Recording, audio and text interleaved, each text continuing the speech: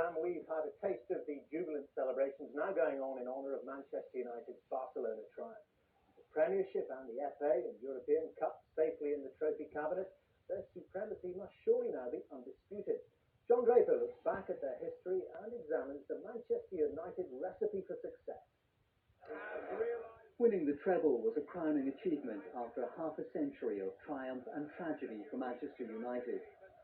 It was just after the war that Sir Matt Busby took charge at Old Trafford and started building a soccer legend. He created one of the finest squads in England when the Munich plane crash took the lives of 8 players. It was the club's worst moment. By the 60s, a new generation of soccer stars were bringing distinction to the side, culminating in their first European Cup. Bobby Charlton made it 4-1. Some of the team of 68 were there last night to watch the new generation of Man U heroes. Well, I think it's fantastic. What a finish. Unbelievable finish. You can't believe it. So, what's made Manchester United into the country's most successful team? It's now become the wealthiest club in the world and has an annual turnover of £88 million. This enables them to buy some of the best players in the world. Dwight York cost £12 million. Dutch defender Jaap Stam was £10.5 million. And Andy Cole, £6 million. As for talent nurtured within the ranks, David Beckham could fetch as much as £20 million. But the linchpin for the club is its manager, Alex Ferguson, one of the most respected men in football. He's 58 and comes from Glasgow. He signed for Queen's Park when he was 16 and played for several Scottish clubs before becoming manager of East Stirling at the age of 33.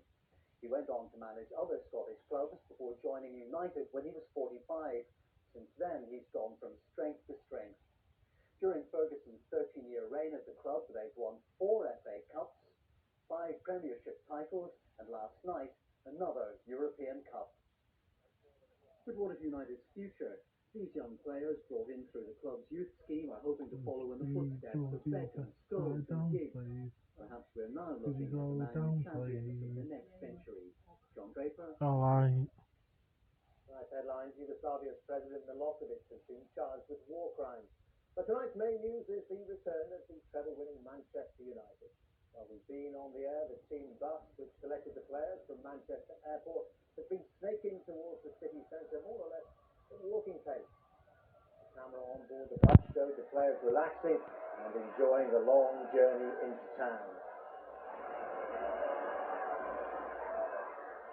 Those lining the route then followed the bus on its slow journey under the watchful eye of club captain Roy Keane.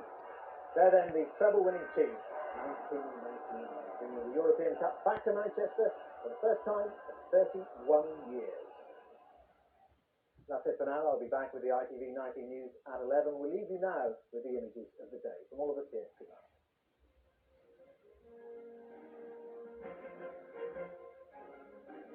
No credible, lasting peace can be built upon impunity and injustice.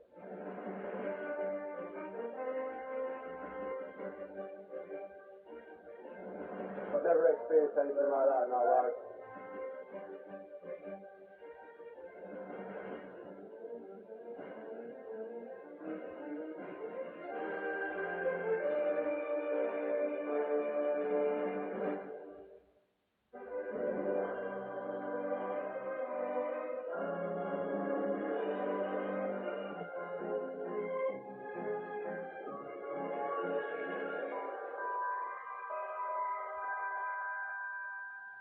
Good evening. Well, it's been the warmest day of the year in some parts of the country. Temperatures nudging the 80s, but we're paying for that now in parts of South Wales and southern England. Thunderstorms breaking out. They'll be pushing northwards overnight. Many places seeing the odd rumble and then getting hooked up across Scotland and Northern Ireland. Heavy and persistent rain here tomorrow brings the risk of flooding. In fact, overnight, as those showers move northwards, there could be some localised flooding, especially in the west. Some heavy storms here, more scattered further east. There'll be some dry spells in between the spells of rain, and it will be mild everywhere. Temperatures in the south no lower than 12 or 13 Celsius, and typically 9 or 10 further north.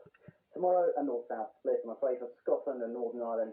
A lot of clouds throughout the day. Spells of quite heavy and persistent rain. Some drier spells, but not to be relied upon.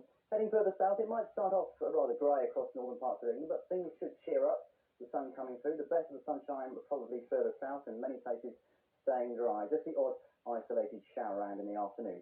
Temperatures not too bad in the south, not quite as high as today, but 22 or 23 in places. This is pretty good for this time of year. 23 is 73 Fahrenheit, and just a gentle southwesterly breeze. Further north, under all that cloud and rain, distinctly cool again, with the wind coming down from the north or the east. Quite a strong wind. It's going to hold those temperatures back to 12 or 13 in the far north, distinctly chilly. Over the weekend, I think the best word is mixed for the weather. There'll be spells of showery rain in many places, but some sunshine in between. And where that sun does come out for any length of time, it will be strong. UV values of 5 or 6 in the south. Sun protection advised. That's it. It's a summary. Purging.